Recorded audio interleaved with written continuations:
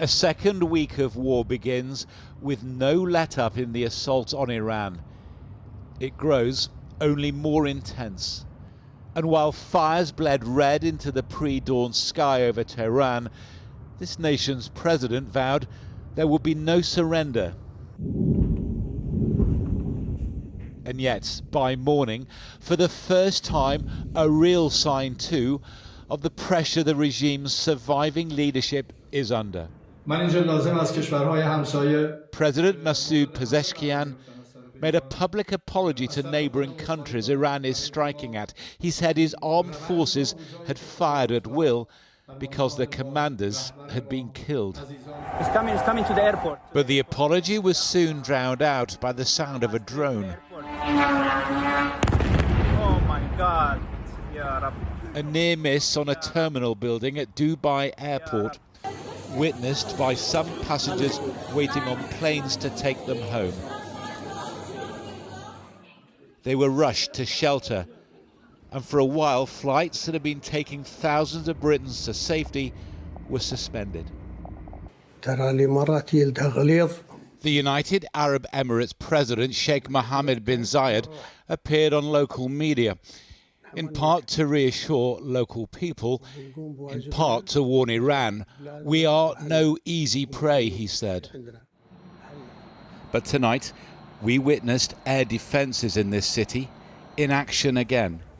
So local people tell us there was an intercept of a missile overhead and that a fragment has hit an apartment building. There seems no reports of any injuries, but it shows that this country really is not impregnable. Later, authorities said a second missile fragment had hit a car, killing its driver, a Pakistani national. With glittering cities in the firing line, America's Arab allies want this war over quickly, but escalation seems more likely. John Ray, ITV News, Dubai. Well, President Trump said today that Iran had, in his words, surrendered to its near neighbours by promising to stop some attacks. He also took another swipe at Sir Keir Starmer for not getting Britain more fully involved in the war. But he then had a more sombre duty to welcome home the bodies of the first 6 American soldiers to die in the conflict.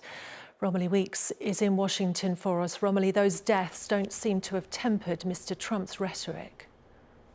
No, they haven't. He was up very early this morning to post on social media vowing death and destruction to whole new areas of Iran and vowing that they would be beat to hell. But he also, as you say, had that most sombre duty of any president of honouring the fallen soldiers of a war that he ordered. The president wearing a white USA baseball cap that he didn't remove as he saluted the 6 coffins covered in the American flag as they were carried slowly past him. A devastating moment for the families, the bereaved families who were also there, and also a moment that is really bringing home to the American public that despite the US's overwhelming dominance in this war, it is not one without a terrible human cost. But that sad occasion was not the only thing occupying the president's mind today. He also took time to attack Sir Keir Starmer, who he claimed was considering sending 2 aircraft carriers to the Gulf. In fact, 1 aircraft carrier has been put on a state of readiness in Portsmouth, with the president also saying on social media, "That's okay, Prime Minister Starmer, we don't need them any longer, but we will remember. We don't need people that join wars after we've already won." The war, of course, by no means won. In fact, a week after it started, the White House seemingly determined to extend it still further and even less clear about how it might end. OK, Romilly, thank you very much. And Ellie Pitt joins me in the studio now. Ellie, I understand that Number 10 was very quick to respond to that social media post by Trump.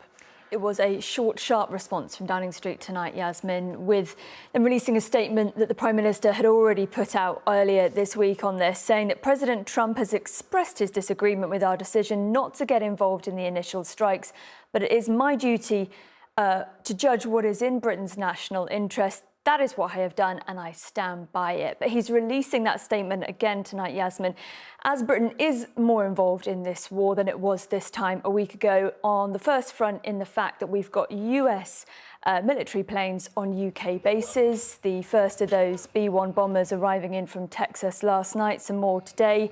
We're expecting them to leave from RAF Fairford and Gloucestershire for US missions in the Middle East over the next couple of days. And then today, the Ministry of Defence confirming that one, as Romilly and not as Donald Trump said, not two, of our aircraft carriers are being made ready for deployment quicker than they usually would. So it normally takes about 10 days for HMS Prince of Wales to be made ready for an operation.